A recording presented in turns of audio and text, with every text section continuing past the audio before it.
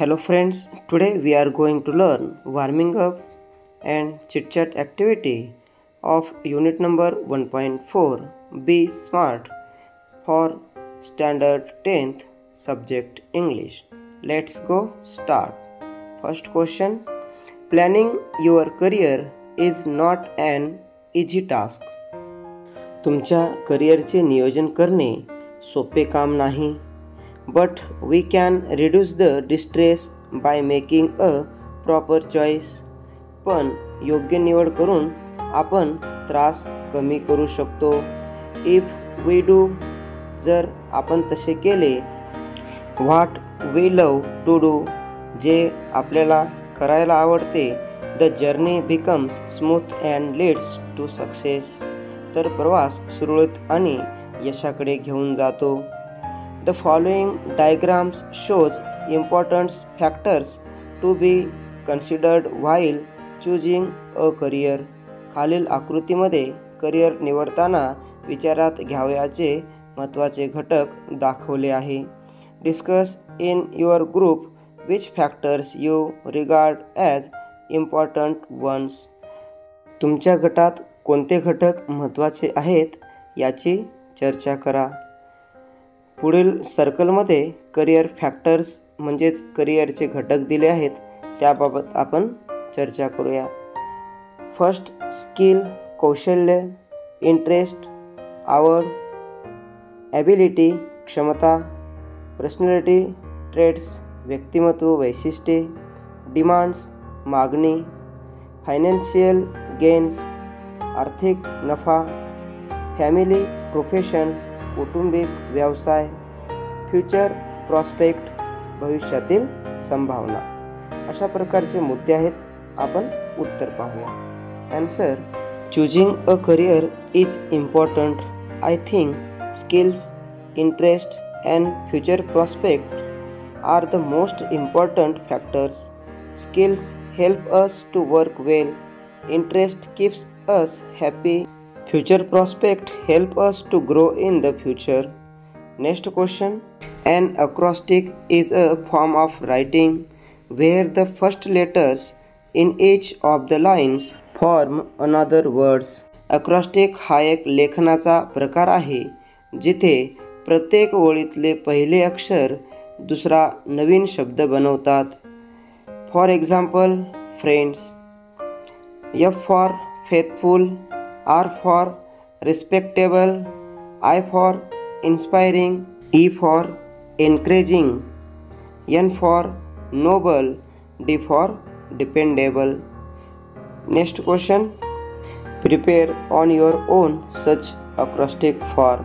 तुम्हाला स्वतः acrostic तयार करायचे आहेत. First, your dearest family member. तुमच्या कुटुंबातील सर्वात प्रिय सदस्य. Word father. F for friendly, A for always caring, T for thoughtful, H for hardworking, E for energetic, R for respectful. Next question. Name of your best friends. तुमच्या सर्वात जवळच्या मित्राचे नाव. Word Ravi. R for reliable, A for active, V for very kind, I for intelligent. Next, a quality or feeling. एखादी गुणवत्ता किंवा भावना. Word love. L for loyal, O for open hearted, V for valuable, E for emotional. Next question. Any profession.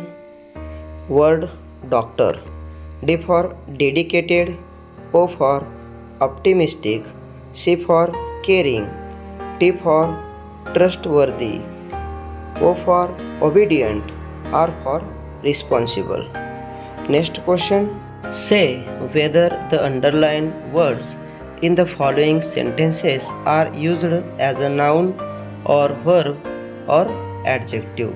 खालील वाक्यामध्ये अधोरेखित शब्द नाम, क्रियापद किंवा विशेषण म्हणून वापरले आहेत का ते सांगा. A. I walk to school every day. Walk verb. B. I go for a walk every day. Walk नाऊनचं काम करतं. C they gave me a gift every day. Gift नाऊनचं काम करतं. D you can gift her a story book. Gift देणे या ठिकाणी व्हर्बचं काम करतं. E it was sold as a gift pack. पॅकबद्दल विशेष माहिती सांगणारा शब्द म्हणजे गिफ्ट, म्हणजेच ॲडजेक्टिव्हचं काम करतं. एफ they bought a new house on 10th street. या ठिकाणी हाऊसबद्दल न्यू हा विशेष माहिती सांगतो, म्हणजे न्यू हा ॲडजेक्टिव्हचं काम करतं. G the water tanks leak a lot. Leak म्हणजे गळणे, या ठिकाणी क्रियापदाचं काम करतं, verb. And last H the old age home houses 100 aging and homeless people. या ठिकाणी हाऊसेस, हाऊस हा जरी शब्द नाऊन असेल तरी त्या ठिकाणी द ओल्ड एज होम या नामाबद्दल हाऊसेस हा शब्द आल्यामुळं हाऊसेस हा व्हर्बचं काम करतं. अशा पद्धतीनं आपण या ठिकाणी बी स्मार्ट या पाठाचं वॉर्मिंग अप व चिटचॅट ॲक्टिव्हिटी अभ्यासल्या आहेत. आय होप हा व्हिडिओ जर तुम्हाला आवडला असेल तर लाईक करा, शेअर करा आणि चॅनलला सबस्क्राईब करा. पुन्हा भेटूया नवीन पाठासोबत. तोपर्यंत जय हिंद, जय महाराष्ट्र.